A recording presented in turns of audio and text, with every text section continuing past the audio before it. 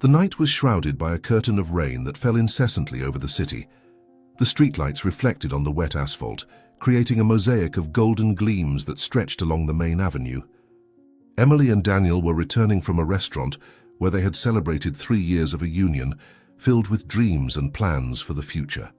She, with her brown hair framing a delicate face and eyes that revealed a sensitive soul, held her husband's hand while he carefully drove through the slippery streets. Daniel, a man with an easy smile and protective personality, cast loving glances at his wife at every red light. "You know what I love most about you, Emily? It's the way your eyes shine when we talk about the future, as if you could see every detail of the dreams we've built together. I want to spend the rest of my life making those eyes shine even brighter." The rain intensified, turning visibility into a considerable challenge. Emily noticed that Daniel gripped the steering wheel more tightly, concentrating on the road ahead. A truck approached from the opposite lane, its high beams momentarily blinding their vision. Everything happened in a matter of seconds. The world spun around them, a loud crashing sound, and then came silence, interrupted only by the distant sound of rain and a pain that ran through Emily's body. "Daniel? Daniel, are you okay? Please answer me." The words came out as a desperate whisper from her trembling lips as she tried to move to reach her motionless husband beside her. The next few hours transformed into a confused blur in Emily's memory. Ambulance lights cutting through the darkness, authoritative voices of paramedics, the white ceiling of the ambulance passing quickly above her half-closed eyes. The physical pain merged with a growing dread that settled in her chest. At some point she lost consciousness, surrendering to the darkness that promised a brief relief from the nightmare that reality had become. "Ma'am, can you hear me? I need you to keep your eyes open. We're taking you to the hospital immediately. Your husband is already being attended to in another ambulance. Try to stay calm as much as possible." At the hospital, the fluorescent ceiling lights seemed merciless, revealing every detail of the aseptic and cold environment. Emily was taken for examinations, while desperately trying to obtain information about Daniel. Her body ached, but it was insignificant pain compared to the anguish that compressed her heart. Doctors and nurses moved around her with indecipherable expressions, exchanging glances that only increased her despair. "Please, tell me how my husband is doing. I need to see him. I need to know he's okay. Why won't anyone answer me? I feel like you're hiding something from me, and this silence is killing me more than any injury." Hours later, lying in a hospital bed with bandages on superficial cuts and a feeling of numbness that went beyond the physical, Emily saw the door to the room open. A middle-aged doctor entered, accompanied by a nurse with a compassionate look. Even before they spoke, Emily felt her world crumbling. There's something in the way people approach to deliver devastating news, a slower pace, slightly drooping shoulders, a gaze that can't maintain contact for too long. "Mrs. Emily, we did everything within our power. Your husband's internal injuries were too severe. He didn't make it. I'm deeply sorry for your loss." The sound that escaped Emily's lips didn't seem human, a primordial lament that carried all the weight of a future that had just been shattered. Her fingers clutched the white sheets so tightly that her knuckles whitened. The nurse approached, trying to offer some comfort, but how do you console someone who has just lost half of herself? The doctor's words continued, explaining details about procedures and decisions that would need to be made. But to Emily, it was as if he spoke in an incomprehensible language. "It's not possible. There must be some mistake. We were celebrating our wedding anniversary, making plans to renovate the apartment next month. How can I be here listening that he's gone? This can't be real. This can't be my life now." The following days passed like a succession of disconnected moments. Forms to fill out, calls to make, impossible decisions about a funeral that should never have happened. On the morning of the 5th day of hospitalization, the doctor informed Emily that she would be discharged. Her physical injuries were superficial and healing well. However, before releasing the final papers, he requested some additional tests. There was something in the preliminary results that had caught his attention. Emily barely registered the information, mechanically agreeing to any suggested procedure. What did it matter now? What difference would it make? No test result would bring back what she wanted most. "We'll perform an abdominal ultrasound and some complementary blood tests. Don't worry, it's just to ensure we're not overlooking anything before your discharge. These are routine procedures in cases like yours. The ultrasound room was cold, both in temperature and in its clinical atmosphere. Emily lay on the stretcher, exposing her abdomen while the technician applied the transparent gel on her skin. The screen beside her showed black and white images that meant nothing to her. Her gaze was fixed on the ceiling, lost in memories of a life that seemed increasingly distant. It was the technician's sudden silence, followed by a meaningful look at the monitor, that brought Emily back to the present reality. I'm going to call the doctor to confirm what I'm seeing. Please wait a moment without moving. There's something here he needs to analyze personally. When the doctor returned to the room, he brought with him a different expression. No longer the sorrowful countenance of someone delivering bad news, but a complex look that mixed compassion with an almost imperceptible spark of hope. He positioned himself next to the technician, observed the monitor for a few moments, and then turned to Emily, who now felt a new form of apprehension growing in her chest. Mrs. Emily, I don't know if this will make this moment easier or more difficult for you, but I believe you have the right to know immediately. The tests indicate that you are pregnant, approximately 6 weeks along. In the midst of all this tragedy, there is a new life growing inside you. The world seemed to freeze in that instant. The doctor's words reverberated in Emily's mind, creating shockwaves that shook everything she thought she felt. Pregnant. A life. Daniel's child. A child who would never know his father. A child who was silently growing inside her while her world collapsed. It was news that in any other context would have been received with tears of joy and tight embraces. Now it brought a whirlwind of contradictory emotions, an unexpected light amid absolute darkness. A baby, our baby. Daniel won't even know he would be a father. We were planning to wait another year before trying. And now he's here inside me.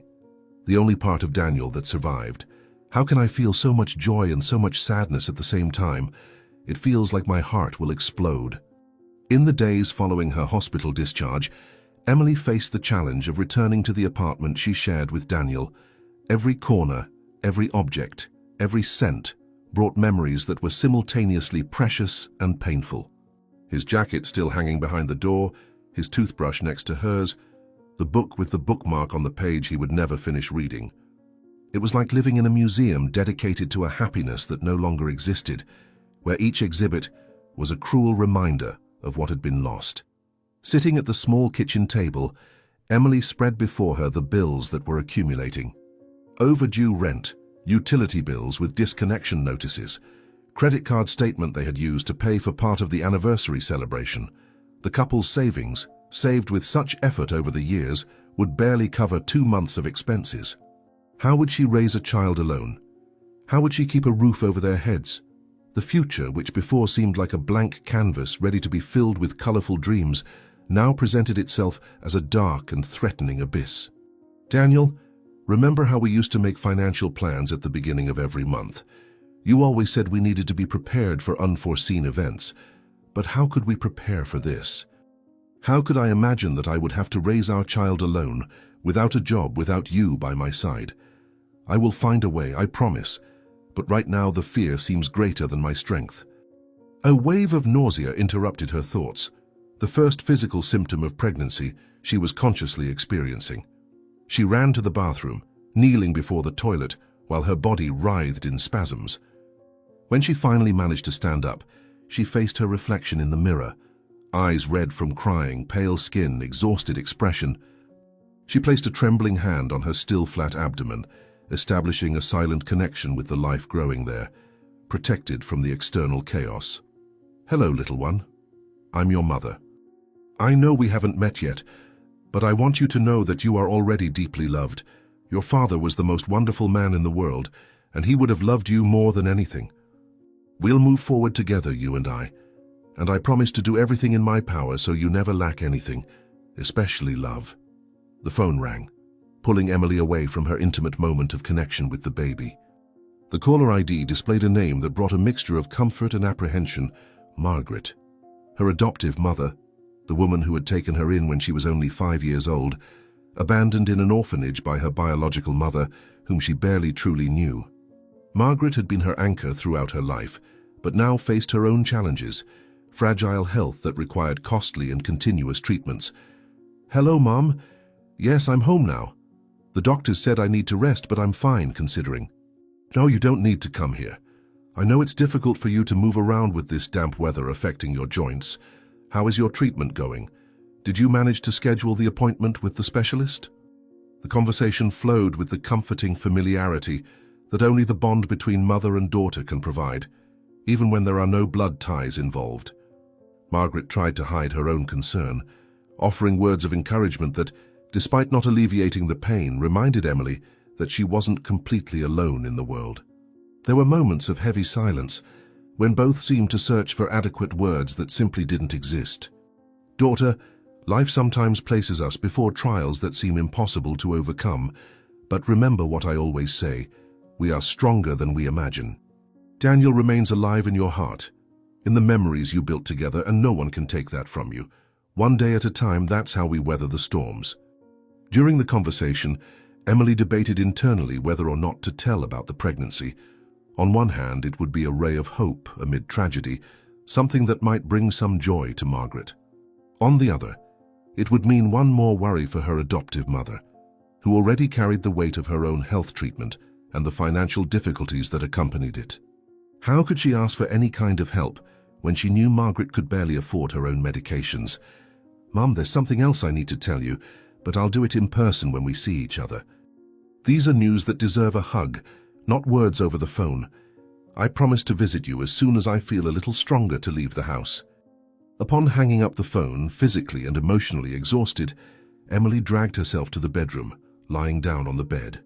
Morning came relentlessly, with sun rays penetrating through the slats of the blinds and illuminating the room that Emily preferred to keep in semi-darkness. She felt the morning sickness again, a persistent reminder of the life growing inside her. After a quick shower, which she took more out of necessity than desire, she prepared a simple tea, the only thing her stomach seemed willing to accept that morning. Sitting at the table, trying to force herself to eat some toast when she heard the characteristic sound of a notification on her cell phone. Must be another message of condolence. People are kind, but each new message is like reopening the wound, as if I could forget for a second what happened and then be reminded again. I never imagined that compassion could be so painful.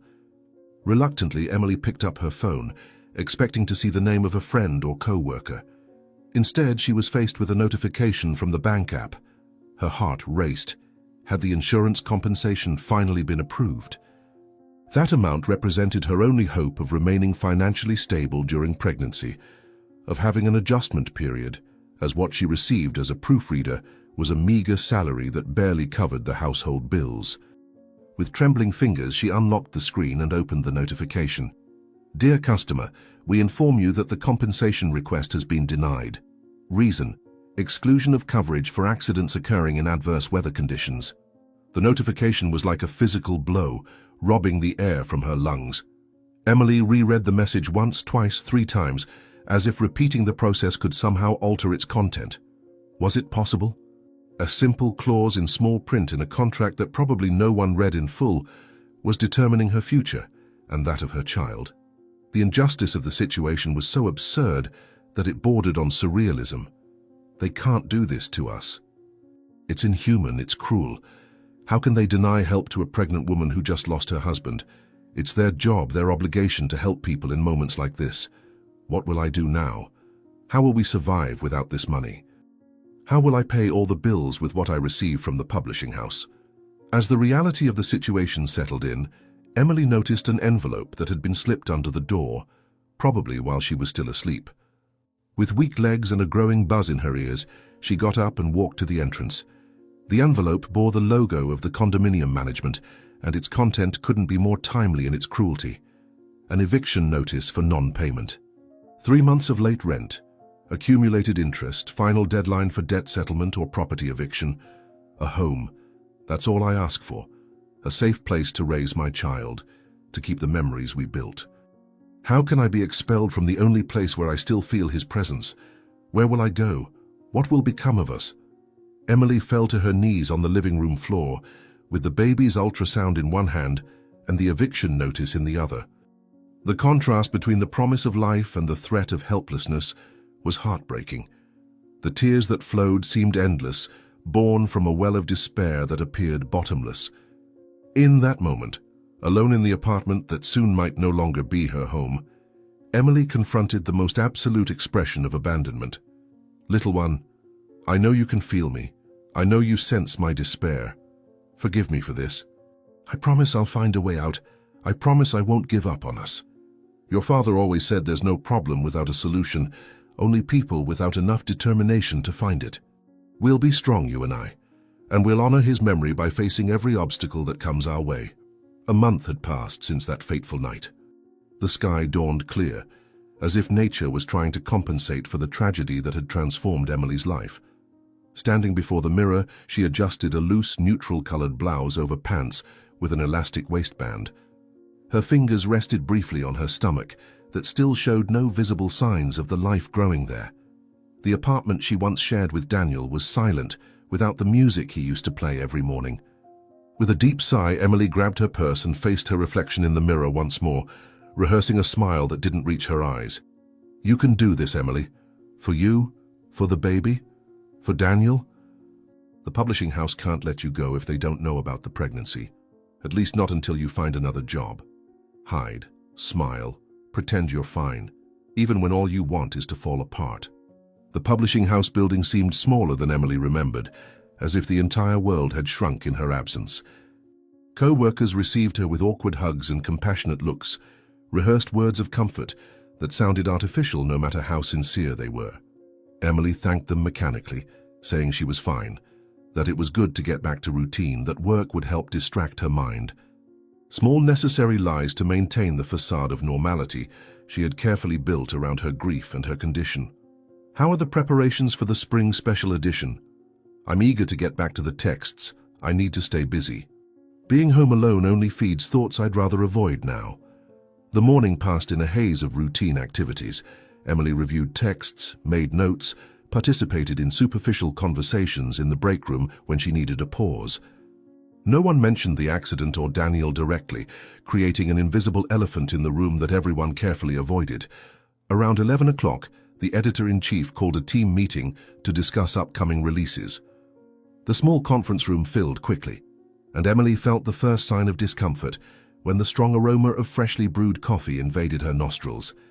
"Breathe deeply. Don't let them notice. It's just morning sickness. It will pass in a few minutes. Focus on the meeting, on the charts, on anything but the nausea rising in your throat." The editor-in-chief, a middle-aged man with a permanently tired expression, was discussing the results of the last quarter. Numbers, percentages, comparisons with the previous year. Information that Emily would normally absorb easily, but now seemed distant and irrelevant. The heat in the room became oppressive. Voices began to sound distorted, and a stronger wave of nausea hit her. Emily tried to disguise it, taking small sips of water, but the cold sweat breaking out on her forehead betrayed her condition. When the editor-in-chief directed a question to her about revision deadlines, she opened her mouth to respond and felt her stomach violently turn.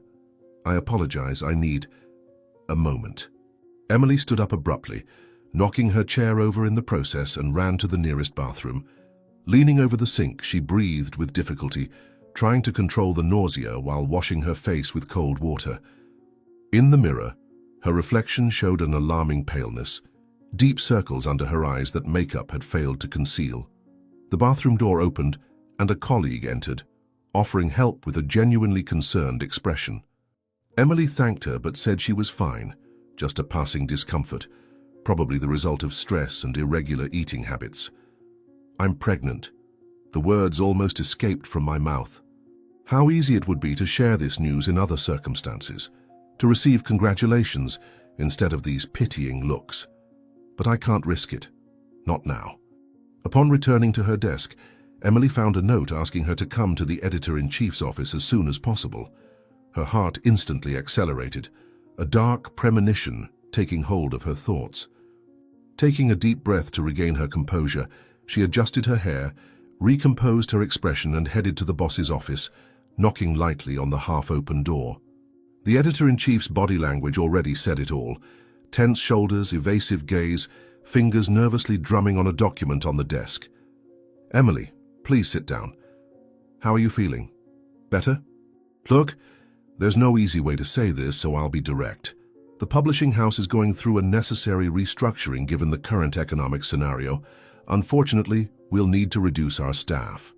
The words fell like stones on Emily, who remained motionless, slowly processing the meaning behind that rehearsed speech. The editor-in-chief continued talking, mentioning last hired, first fired, nothing personal, excellent professional, all empty phrases that merely masked the cruel reality. Emily realized that her illness during the meeting had only accelerated something that was already decided. Perhaps they had been kind to wait until she returned from her mourning period, but the decision had been made even before she walked through the door that morning. "I understand. You don't need to explain further, Editor-in-Chief. I appreciate the opportunity I had here and understand the difficult situation. I just wanted to know, was it my widow status, or did you notice I'm pregnant?" The expression of shock on the editor-in-chief's face confirmed that he didn't know about the pregnancy, but now it was too late. The damage was done, and Emily felt a mixture of regret and anger for having revealed her secret in a moment of fragility. What followed was an embarrassed apology, rushed explanations, but the outcome remained the same. In an hour, Emily had emptied her desk, placed her personal belongings in a small cardboard box and said goodbye to her colleagues. The severance pay would be deposited in the coming days, the Human Resources Department assured, as if that amount could compensate for the feeling of abandonment that now added to her recent losses. Another door closes. Another piece of what was my life disappears. Who am I now? No longer a wife, no longer an employee, just a pregnant woman, alone, walking the streets with no certain destination. When Emily left the building, the afternoon sun hit her face with an almost offensive intensity. How could the world continue so bright when her own existence seemed shrouded in shadows? People walked hurriedly, each absorbed in their own problems, indifferent to the drama unfolding beside them. With the cardboard box in her arms, Emily sat on a bench in the square across from the publishing house, trying to organize her thoughts. She needed to calculate how long she could survive with what she had, how much it would cost to rent a smaller apartment, how she would get a new job while visibly pregnant. I should have saved more, economized more. Daniel was always the cautious one between us two. Now I understand why.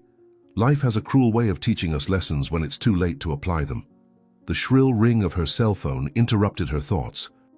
An unknown number flashed on the screen, and for a moment Emily considered not answering. She had received so many condolence calls in recent weeks that the mere idea of another conversation loaded with compassion seemed exhausting. However, something made her slide her finger across the screen and bring the device to her ear. The voice on the other end was formal, belonging to a doctor from the municipal hospital. The words came in a confused torrent: stroke, serious condition, immediate hospitalization, need for family presence. "I'm coming there right now. Please tell her I'm on my way to hold on. She's all I have left in this world. I can't lose her too. Not now. Not after everything that's happened." The taxi seemed to move in slow motion through the congested city streets. Emily kept her eyes fixed on the traffic, as if her concentration could somehow speed up the vehicle. The box with her belongings from the publishing house now rested forgotten beside her, an insignificant concern in the face of the new emergency. Margaret, the woman who had welcomed her when everyone else had abandoned her, who had given her a home, love, and identity, was fighting for her life in a hospital bed. First Daniel, now Mom. "It seems the universe is determined to take from me everyone I love. What did I do to deserve such suffering? What did my child do to be born amid so many losses?"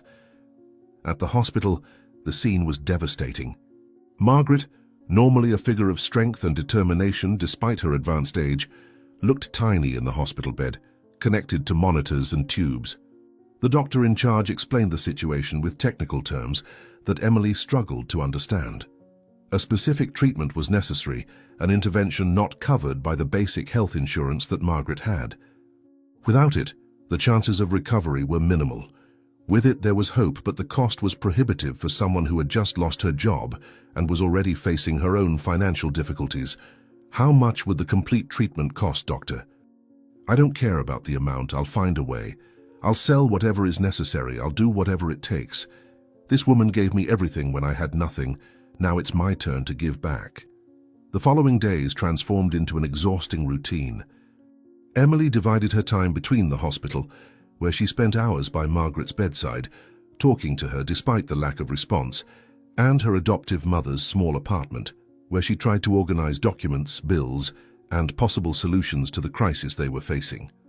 The apartment itself was a silent testimony to the modest but dignified life that Margaret had built. Simple, well-maintained furniture, photographs of Emily at different stages of life, small decorative objects collected over the years. Remember this photo, Mom? My high school graduation. You saved for months to buy that blue dress I wanted so much. You said I deserved to look like a princess that day. Now I need to be strong like you've always been. Find solutions where they seem not to exist. While searching through a drawer for health insurance documents, Emily found a stack of old medical bills. As she leafed through the papers, she realized with growing alarm that Margaret's financial situation was even more precarious than she had imagined. Her adoptive mother had hidden from her the true extent of her health problems and the debts accumulated from previous treatments. An additional weight fell upon Emily's already overburdened shoulders. Not only did she need to find money for the new treatment, but also to settle existing debts. Why did you hide this from me, Mom? We could have faced it together, found solutions before it reached this point. You always wanted to protect me, even when you were the one who needed protection. The night advanced as Emily continued her methodical search for any document that could help. Her eyes burned with fatigue, and the baby in her womb seemed agitated, as if sensing its mother's anguish. Pushing aside a pile of old magazines, Emily found something that caught her attention, a newspaper clipping carefully preserved in a plastic folder. The advertisement stood out on the page, yellowed by time, seeking nanny to reside with family. Above-market salary, housing and meals included. Experience with children required. Emily began to consider what she was reading. A solution? It could be. Housing would solve the rent problem, and the salary could cover Mom's treatment. But leaving her alone in this state. How can I choose between personally caring for her or getting the money for her treatment? The moral dilemma tormented Emily throughout the night. Lying on the sofa in Margaret's apartment, she weighed the pros and cons, seeking a clarity that seemed impossible amidst the emotional turmoil she was experiencing. When the first rays of sunlight penetrated the thin curtains, a resolution had formed in her mind. She called the hospital, spoke with the doctors, and finally called the number in the newspaper clipping. The female voice on the other end sounded surprised to learn that the advertisement, published weeks ago, still generated interest. An interview was scheduled for that same morning at an address in the city center. If I get this job, I can hire a nurse to stay with Mom while I'm away. The salary would cover the treatment and the housing would solve my immediate problem. Emily carefully chose her clothes for the interview, opting for a discreet dress that disguised her pregnancy, still in its early stages. The imposing commercial building in the financial heart of the city intimidated with its glass and steel facade. In the luxurious reception, she was directed to the 20th floor, where a secretary of impeccable appearance led her to a waiting room decorated with refined taste that bordered on ostentation. The contrast with Margaret's modest apartment, or even with her own home, could not be more striking. What kind of family hires a nanny through an office like this? They seem to be selecting an executive rather than someone to care for children. Perhaps I made a mistake coming here. After a few minutes of waiting, Emily was led to a spacious office where an elegant woman, approximately 50 years old, waited seated behind a mahogany desk. Her posture was impeccable, her hair perfectly arranged, and her observant eyes seemed to analyze every detail of Emily's appearance. She introduced herself as the personal representative of Mr. Jonathan Whitmore, responsible for selecting all employees who had direct contact with the family. The interview began conventionally, questions about experience, education, references, but soon took a more personal and invasive turn. I notice a recent gap in your resume. How long exactly have you been unemployed? And your marital status, I see you marked widow. How long ago? Do you have close family who depend on your care or require your regular presence? The direct questions caught Emily by surprise, but she answered honestly, omitting only her pregnancy. She mentioned the recent accident that had taken her husband's life, the loss of her job at the publishing house, and the critical health situation of her adoptive mother. Something in her story seemed to capture the interviewer's interest, who made occasional notes on an elegant notepad. When Emily concluded her account, a calculated silence filled the room before the woman spoke again, this time with a more confidential tone. "Miss Emily, Mr. Whitmore is one of the most influential and private businessmen in this country. His privacy and that of his daughter, Lily, are non-negotiable values. Those who work for the Whitmore family sign rigorous confidentiality agreements and submit to constant scrutiny. In exchange, they receive financial compensation superior to the market and significant benefits. Would you be willing to abdicate a certain level of personal freedom in exchange for this security?" The proposal, presented so directly, made Emily reflect on her increasingly limited options. The woman continued explaining the job conditions: residing in the Whitmore mansion, fortnightly days off, complete responsibility for the routine of the 7-year-old child. When Emily asked about the girl's mother, a shadow seemed to cross the interviewer's countenance, who visibly hardened her already naturally austere expression. That is a question that should never be asked at the Whitmore mansion. The first and only truly inviolable rule. I will presume it was mere curiosity on your part, and not a deliberate indiscretion. Now, considering your personal situation and our immediate needs, I believe we can reach a mutually beneficial agreement." The interviewer opened a drawer and removed a thick envelope, placing it on the table between them. With an elegant gesture, she pushed it toward Emily, whose eyes widened when she saw the substantial amount of money visible through the envelope's opening. It was more than enough to start Margaret's treatment, perhaps even to settle a significant part of the accumulated debts. The woman explained that this was just an advance, a gesture of good faith from Mr. Whitmore, who had personally reviewed her profile and approved her immediate hiring. "Mr. Whitmore liked your profile and wants you to start today. The car is waiting downstairs. Naturally, we understand your family situation and will allow you to resolve urgent matters before assuming your duties full-time. This advance should assist with the medical care your mother needs." Emily stared fixedly at the envelope, feeling simultaneously relieved and apprehensive. The quickness of the decision, the seemingly disproportionate generosity, the mystery surrounding the Whitmore family, everything contributed to a sense of unreality. It was as if she were about to sign a pact with a powerful and unknown entity. At the same time, what choice did she really have?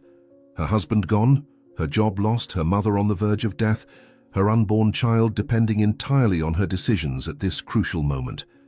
"I accept the position and its conditions. I only need 2 days to arrange my mother's care and collect some personal belongings. I am extremely grateful for the opportunity and for the advance, which will be used exclusively for the necessary medical treatment." Days later, the road wound through verdant hills, gradually moving away from the bustle of the city. The driver, a man of few words, kept his eyes fixed on the road while the luxurious automobile glided smoothly over the impeccable asphalt. Emily observed through the window the transforming landscape, feeling increasingly distant from everything she knew. The 2 days she had asked to organize her life had passed in the blink of an eye. Margaret's treatment started thanks to the generous advance, a private nurse hired to accompany her full-time, some personal belongings collected from the old apartment she now needed to vacate. The reality of her new life approached with each mile traveled. After almost an hour of travel, the vehicle turned onto a private road guarded by an imposing wrought-iron gate. A uniformed security guard verified the driver's identity and waved them through. The property that revealed itself was breathtaking. Meticulously maintained gardens stretched for acres, with ornate fountains and strategically positioned sculptures creating an atmosphere that blended ostentation and good taste. Finally, in the background, the Whitmore mansion appeared, a majestic construction in classic European style, with 3 floors of architectural elegance that seemed to defy time. It looks like a palace from a fairy tale, not a home where real people live. How does a small child feel growing up in a place like this? Isolated from the world, surrounded by so much luxury and, at the same time, apparently so little human warmth. The automobile stopped smoothly at the main entrance. Before Emily could reach the handle, The driver was already outside, opening the door for her with a slight bow. Emily's legs trembled slightly as she climbed the polished marble steps. The carved wooden door opened before she could knock, revealing an older woman with impeccable posture and formal uniform. Her face, marked by time but still well preserved, maintained a serious expression that bordered on severity, softened only by a look that seemed to evaluate Emily with genuine interest. "Welcome to the Whitmore residence, Miss Emily. I have been the housekeeper of this home for 35 years. I hope you had a good journey.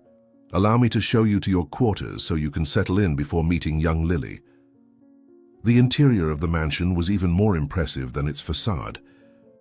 Emily followed the housekeeper through corridors adorned with artwork that certainly belonged to renowned masters, furniture that seemed to have come from museums, and fresh floral arrangements that discreetly perfumed the environment. The housekeeper maintained a firm pace, occasionally pointing to one door or another, explaining the function of each room they passed.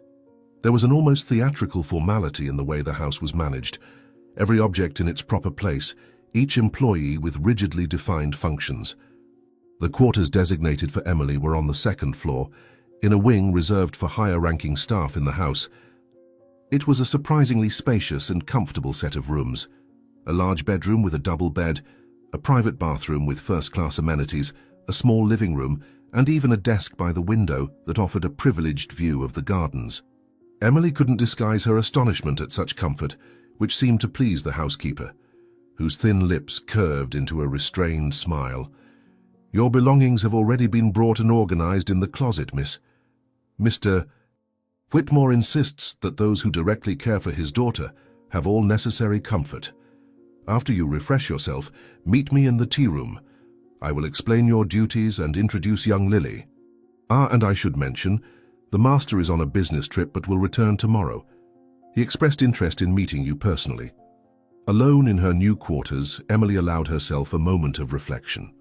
She walked slowly through the space, touching the exquisite furniture, feeling the softness of the Egyptian cotton sheets, observing every detail that composed this small universe that now belonged to her. It was hard to believe that just a few days ago she was desperate in her apartment, jobless and without prospects, with the news of her adoptive mother's illness as an additional weight on her already overburdened shoulders. The turnaround in her life seemed surreal, almost as if she had fallen into an elaborate dream from which she would eventually awaken. From the edge of the abyss to this. Am I being naive in accepting everything so easily? There's something strange about this excessive generosity, this mystery surrounding the family, the prohibition of questions about the girl's intimacy and mother. But I need this job, this money, for Margaret, for my baby, for myself. After a refreshing shower and a change of clothes, Emily headed to the tea room as instructed. The housekeeper was already waiting for her, serving a fine porcelain set with tea and small sweets. With deliberately slow gestures, the housekeeper explained Emily's duties in the house. She would be responsible for all aspects related to Lily's education and well-being, from accompanying her lessons to supervising her meals, organizing recreational activities, and ensuring she followed the routine established by her father. There was a tone of veiled warning when the housekeeper mentioned the importance of absolute discretion about everything that occurred within those walls. "The girl has no mother," she whispered, leaning forward as if the walls themselves could hear. The master's first wife abandoned him many years ago, and Lily's mother, the second wife, passed away when she was only 2 years old. Since then, the master has become even more reserved, never mentioned this subject near him or the child. The sound of light footsteps interrupted the conversation. A small girl, approximately 7 years old, stood timidly at the door of the tea room. Emily felt her heart race as she observed her. Brown hair falling in soft waves over her shoulders, large expressive eyes, a delicate face that seemed strangely familiar. Lily Whitmore looked at the new nanny with a mixture of curiosity and hesitation, her slender fingers clutching the edge of the door as if seeking support to enter that unknown territory. "Come, dear, meet your new nanny. Miss Emily will take care of you from today. Come closer and greet her politely as your father taught you." Lily entered the room with calculated steps, her posture perfectly upright for someone so young, betraying years of rigorous instruction on etiquette. She made a small curtsy before Emily, who instinctively crouched down to be at the child's height. It was at that moment, looking directly into the child's eyes, that Emily felt a shock of recognition that ran through her entire body. The almond-shaped eyes, the shape of the face, the particular way the girl tilted her head slightly to the side while observing her. It was like standing before a mirror reflecting her own childhood. "Hello, Miss Emily. Welcome to our home. I hope we can be friends. The other nannies never stayed for long, but you seem different. You have kind eyes like mine." The following days established a routine that Emily embraced with dedication. She woke up early to prepare herself before waking Lily, accompanied her nutritious breakfast, prepared by the kitchen staff, supervised lessons with private tutors who came to the mansion, organized recreational activities in the immense gardens, read stories before bedtime. The household staff observed with amazement the transformation in little Lily as Emily cared for her. The girl, previously withdrawn and silent, now laughed openly, spoke animatedly about her days, and demonstrated a vivacity that many believed lost after her mother's early death. During meals, she told elaborate stories she invented, proudly showed colorful drawings depicting her and Emily in various imaginary adventures, and asked questions about the outside world with an insatiable curiosity. "Emily, why don't you have children yet? You would be a wonderful mother. I would so like to have other children to play with. It's very lonely being the only child in such a big house with so many empty rooms and so many rules to follow." Meanwhile, Mr. Whitmore remained an absent figure. His business trip, initially expected to last only a day, extended for almost a week. Emily heard occasional comments from other staff members, how he worked excessively since the death of his second wife, how he was strict but fair with his employees, how he dedicated his few free moments exclusively to his daughter. The first wife was a forbidden subject, mentioned only in whispers and conversations interrupted when they noticed Emily's presence. "He has always been like this," commented one of the older employees as they polished the silverware in the pantry. "Especially after the first wife left him. That destroyed him inside. He was another man before, smiling, full of plans. After she left without explanation, he became this reserved, almost somber person." In her second week at the mansion, Emily received encouraging news about Margaret's health. The treatment was showing positive results, and the doctors spoke of a possible recovery, albeit slow and partial. That information brought her immense relief, confirming that her difficult decision had been correct. Her pregnancy was progressing discreetly, the small belly still easily disguised under looser clothes. No one in the mansion seemed to suspect her condition, and Emily intended to keep the secret for as long as possible, fearful that it might influence her permanence in the job she so desperately needed. "My little secret, growing silently within me as I build this new life. One day I will have to tell, but for now it's just ours, mine and yours, my baby. When the time comes, we will face together whatever may come." On Saturday afternoon, while Lily rested after a morning of intense play in the garden, the housekeeper surprised Emily with an unusual request. Mr. Whitmore's private office, a room that invariably remained locked in the master's absence, needed to be cleaned and organized before his return, expected the following day. The housekeeper explained that she normally performed this task personally, but was dealing with an urgent problem in the wine cellar that required her direct supervision. She handed Emily a golden key, emphasizing the exceptional trust she was placing in her by allowing access to such a private space. "Just dust the books, organize the papers on the desk, and change the flowers in the vase. Don't open the drawers, don't read documents, don't touch personal belongings. Mr. Whitmore values his privacy above all else, and any violation would be unforgivable. Do you understand the responsibility I'm entrusting to you?" she asked, and Emily nodded, not understanding the reason for all those reservations. The office was on the third floor, in an isolated section of the mansion. Emily turned the key in the lock with a sense of transgression, as if she were about to enter sacred territory. The environment that revealed itself was simultaneously imposing and welcoming. With careful movements, Emily began the assigned task. She dusted the shelves filled with rare works, meticulously organized the documents on the desk without reading their content, replaced the wilted flowers with a fresh arrangement she had brought with her.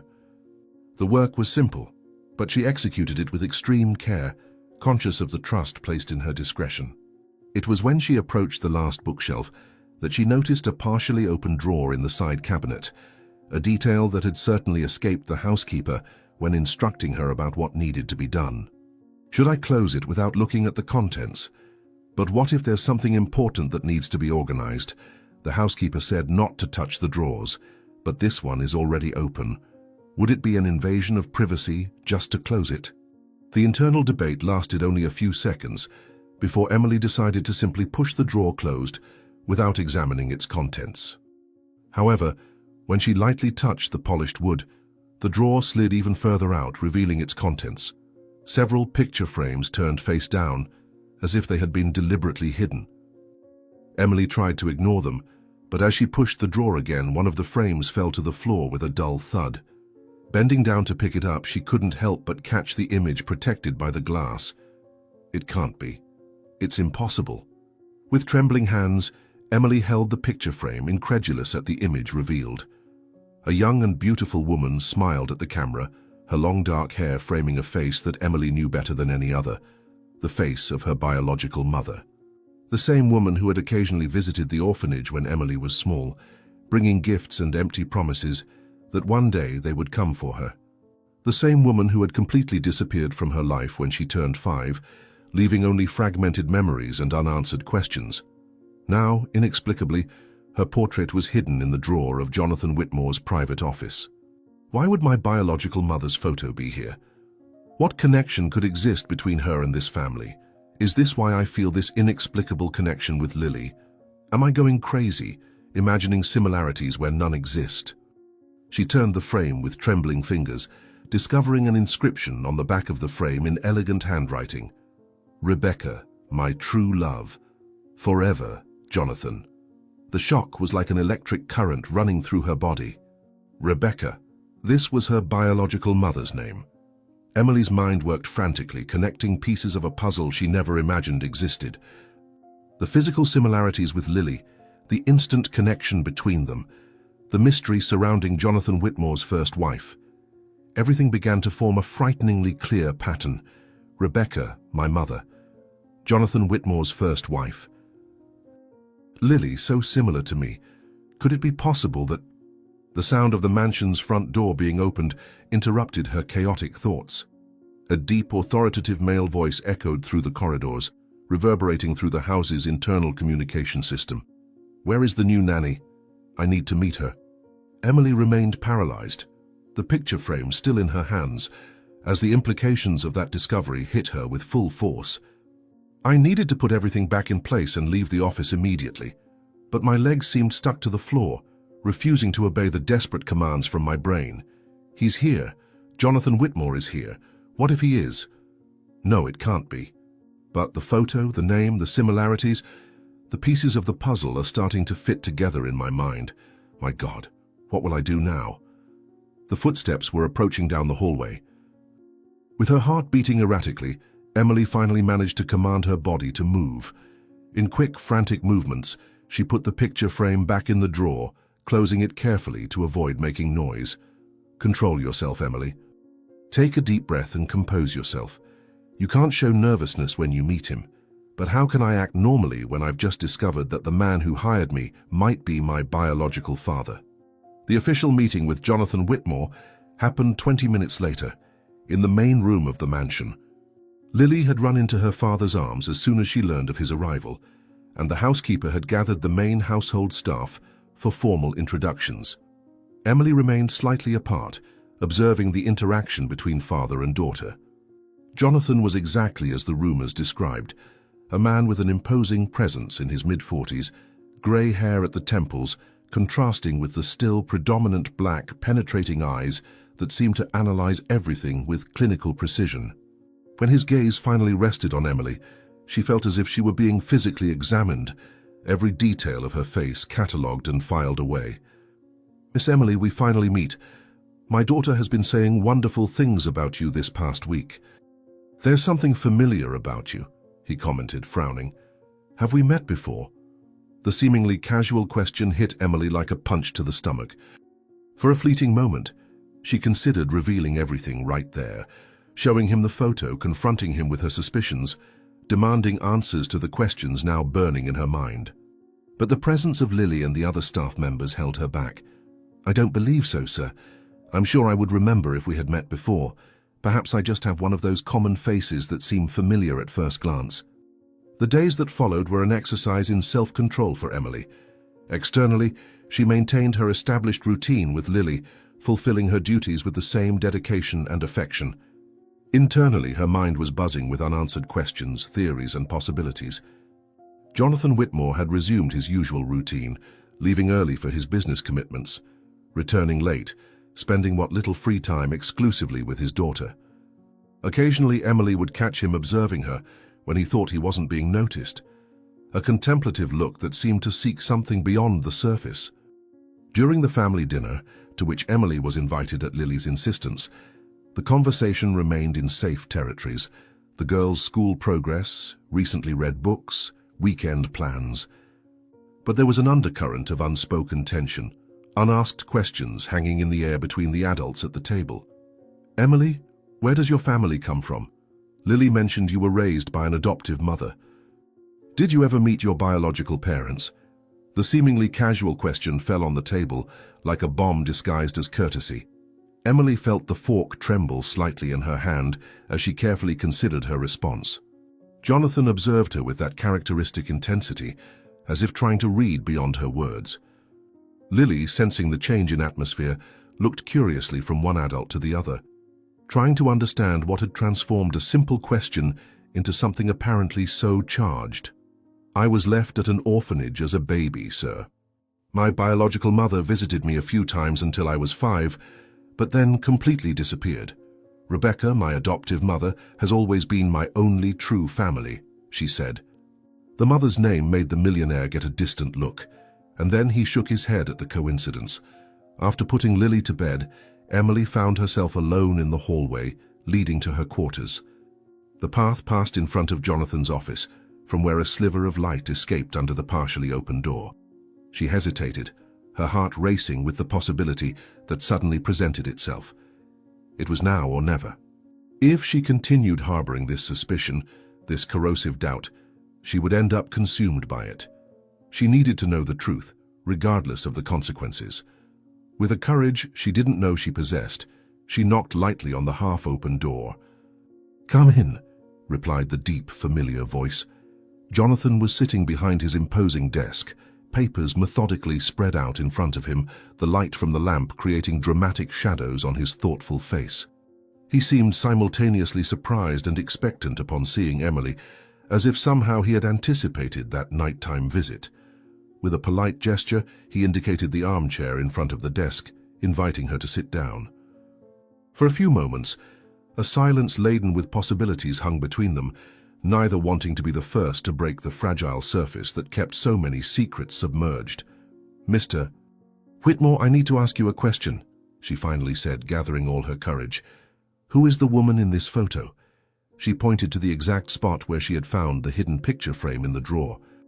Jonathan's face visibly paled, his usual composure momentarily shaken. His fingers drummed nervously on the desk while he seemed to carefully evaluate his next action. When he spoke, his voice had a different tone, more vulnerable than Emily had ever heard. Why are you going through my things?" The moment of truth had arrived. There was no way to go back now, no path back to comfortable ignorance. Emily took a deep breath, looking directly into the eyes of the man who could be her father.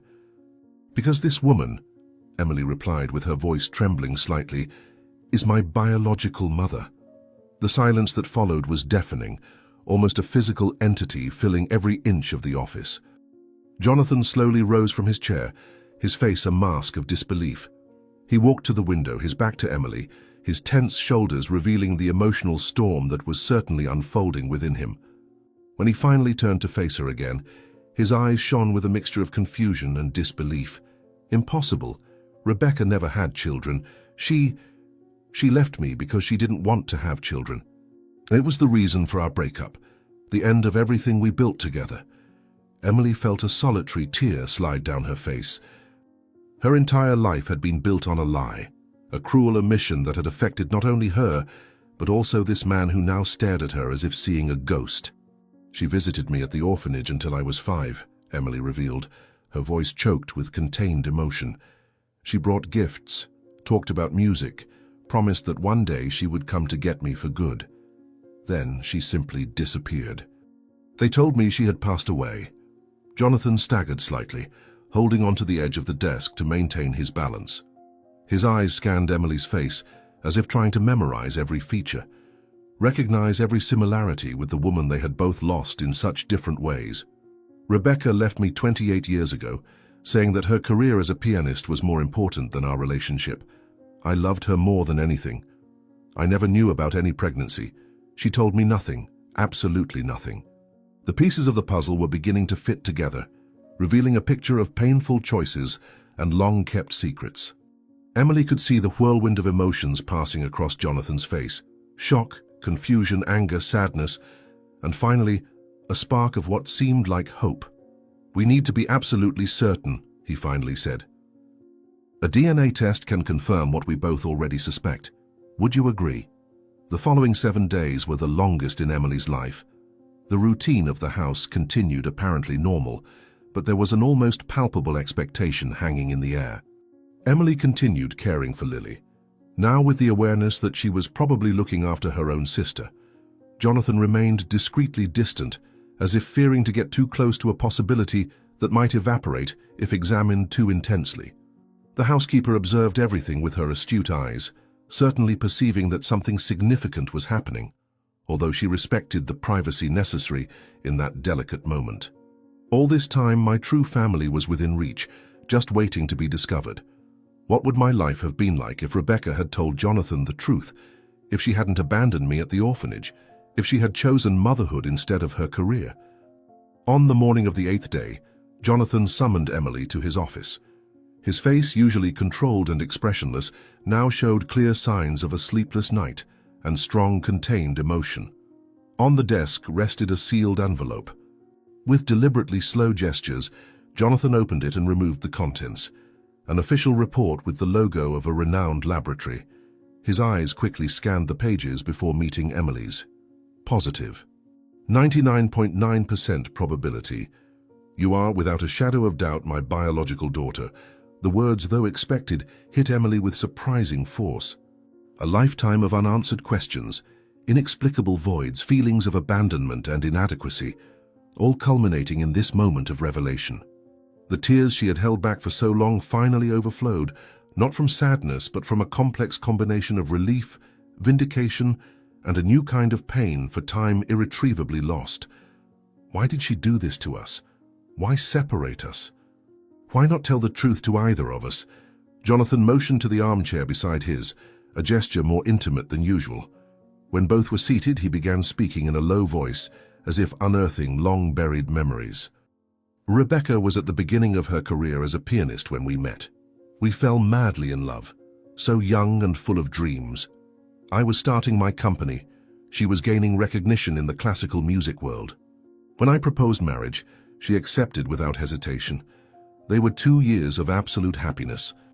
The account continued, detailing how Rebecca's music manager had begun pressuring for longer tours, international commitments, exclusive dedication to her rising career. How discussions about children became increasingly frequent and charged.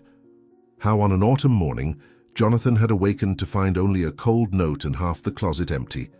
She wrote that she needed to choose between me and her career, and she had chosen music, that she loved me, but not enough to sacrifice her dreams. She never mentioned pregnancy, never gave any indication she was carrying our daughter, if I had known. Jonathan's voice faltered momentarily, emotion finally breaking through the barrier of restraint he had maintained for decades.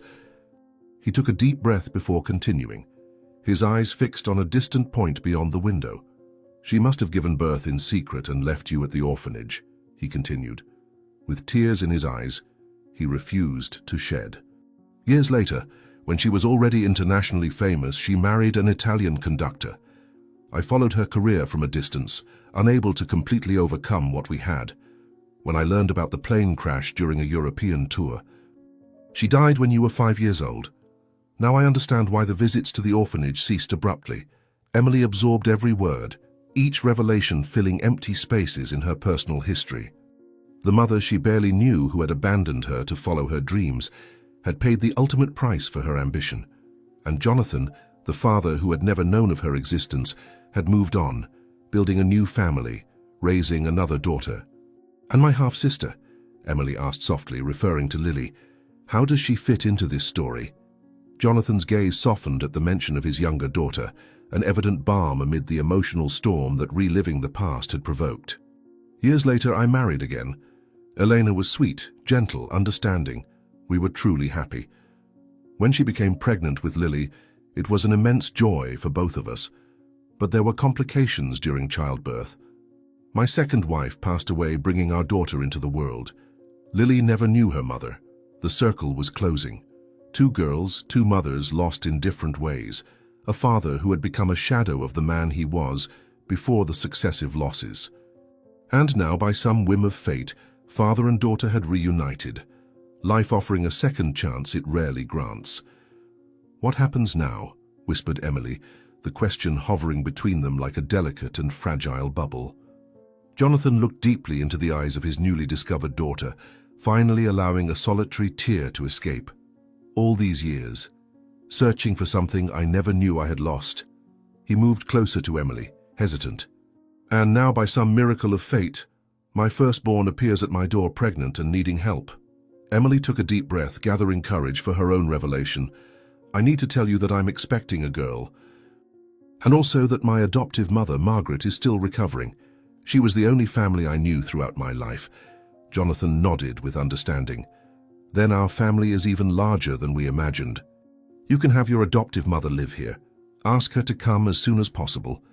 You and Lily are my family now, as she will be, for having cared for you with such affection." And so they did. Months later, the gardens of the Whitmore mansion bloomed with the arrival of spring. But no flower was as radiant as little Elia, with her 3 months of life and curious eyes that already revealed the same intensity as her grandfather's. Under the shade of a centennial tree, Lily carefully held her niece in her arms, telling made-up stories while Emily watched them with a serene smile.